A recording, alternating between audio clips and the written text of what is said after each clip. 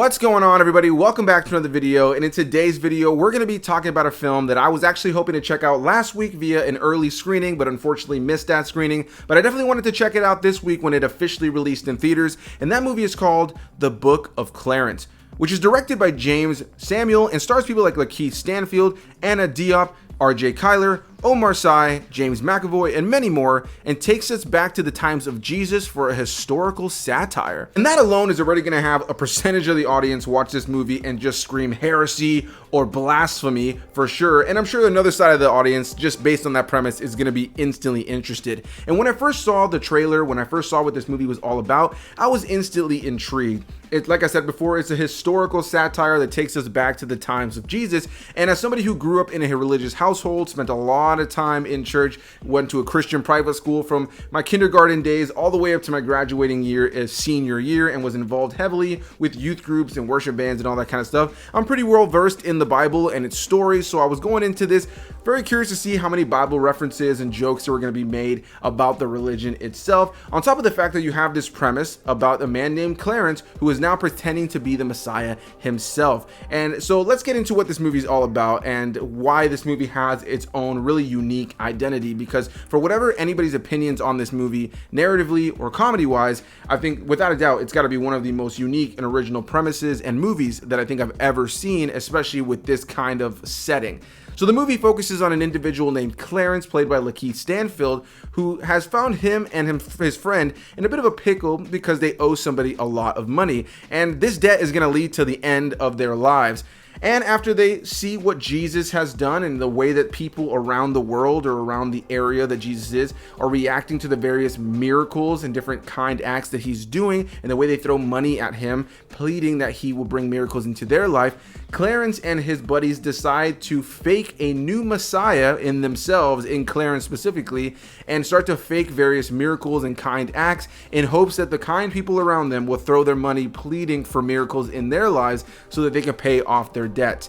Amidst all this, Clarence must deal with his own personal demons, deal with his own personal family issues, a love interest in the mix, and find his own personal faith as a faithless man. And that's the overall premise of this film. And one of the things that makes this the most unique for sure is that all of the cast outside of the Roman individuals in this film are played by black actors. Now, of course, we know on that side of the world there's plenty more melanin than I think a lot of people like to think about, because of course we all tend to think Jesus is a white man, and this movie does poke fun at that in a really fun way that I actually really thoroughly enjoyed. It was probably my favorite joke in this film. But yeah, all of the cast members in this film are black, and one of the most interesting things about that is the movie opens up, it tells you the time frame and says that you're in the lower city, and this is clearly trying to be a hood film within the time of Jesus. And I thought that just gave it its own interesting identity. They take the modern kind of feel and vibe of people today, but put it back in that day, so it's not a period piece that's trying to have all the characters feel and sound like they're actually from that time and from that side of the world. People are putting on accents from that side of the world, but for the most part, the overall mannerisms and feel and vibe of the characters is very much far more American modern,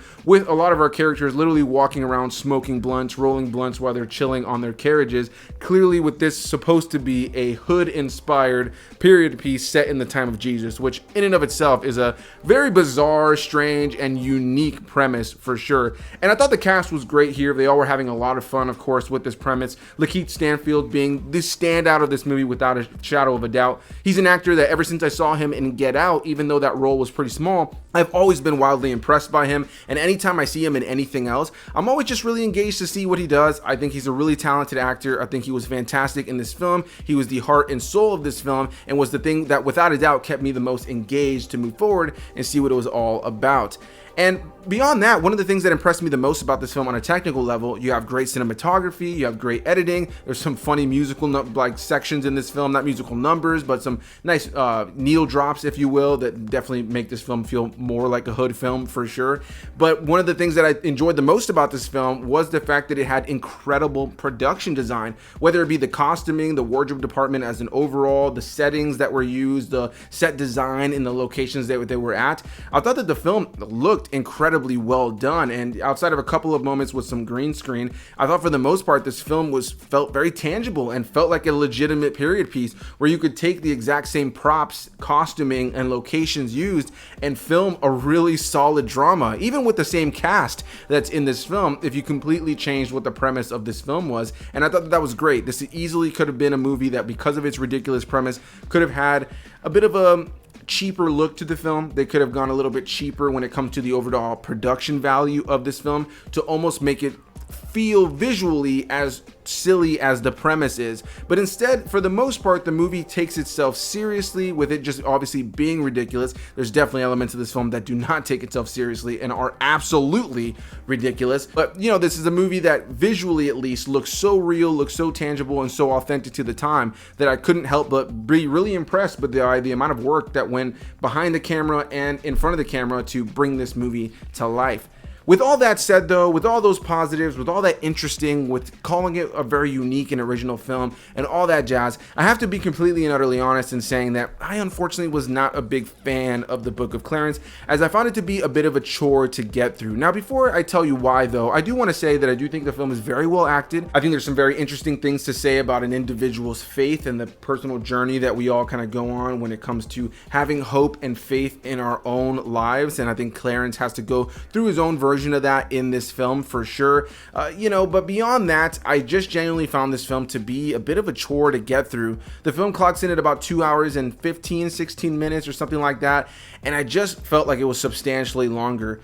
I am currently feeling okay, pretty wide awake, but while I was watching this movie, I was genuinely fighting my eyelids from closing, and I just don't know why. I had coffee not long before I went into watching this. I was energized before it, and the second that the credits started rolling and I was walking to the bathroom after the movie was over and I was just, going in my car and driving, wide awake. I'm sitting here right now, completely wide awake, don't even feel tired at all. But while I was watching this movie in the theater, I was genuinely feeling myself just feel bored in that kind of like slumped kind of feeling where my eyelids were just getting heavy and I was losing interest entirely in what was going on in the film. And like I said, there are some moments in this film that work. I'm not gonna lie, there was moments where I smiled, there was moments where I laughed, there was moments where I found myself engaged in the story, and more often than not, I found myself just impressed with the filmmaking. But when it came down to the overall narrative, I just felt like it was really messy, especially the first half of the film. I felt like we were a little bit all over the place. I thought the pacing was really all over the place, and by the time we got to the end with the kind of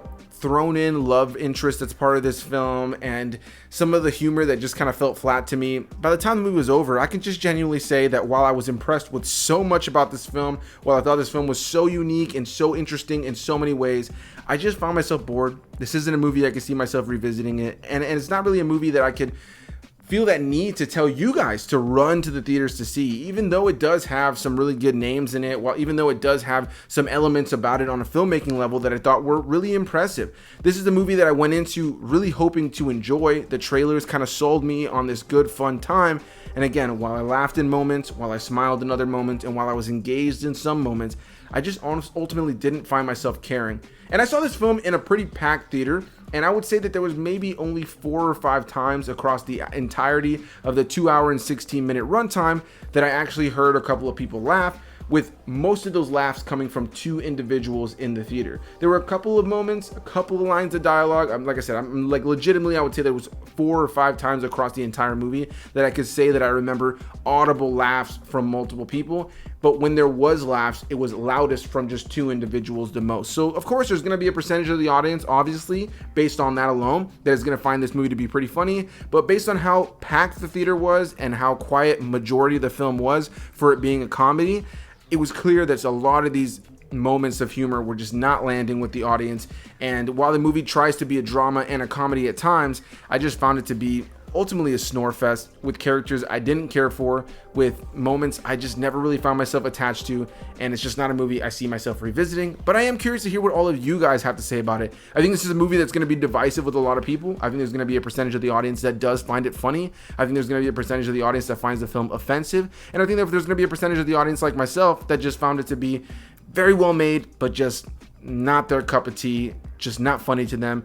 And as somebody who loves satirical, stupid slapstick comedy, mixed in with a good drama with great performances and production design. I thought this movie was going to be right up my alley. And as the runtime continued to just get closer to the end, I just found myself more impressed with all the talent on screen and behind the screen, but I just never found myself connected to the story or the characters, and I do not see myself revisiting this film ever again. So sorry if I repeated myself a little bit there near the end, but I just wish I had more to say on this film thematically. I think the greatest themes you can take from this film are about faith and about hope and about truth and authenticity. I think there's definitely something to take from that in this film. And I do think that the film, for the most part, while being really ridiculous and easily something that could offend people who are religious, specifically with the Christian faith or anything that has to do with Christ, I do think this movie does a good job of respecting Christ, and by no means is a movie that makes fun of Christ himself individually. I think that they tend to make more fun of the caricature of who Christ is in the eyes of some people versus the realness of who Christ is in most people's hearts if you are religious. I hope that makes sense, and if you've seen the film and you are religious, I think that you're going to understand what I'm saying. But whatever the case may be, I want to hear what you guys have to say, so hit that like button, comment your thoughts, subscribe for more videos, and I'll see you guys in the next one. Bye-bye.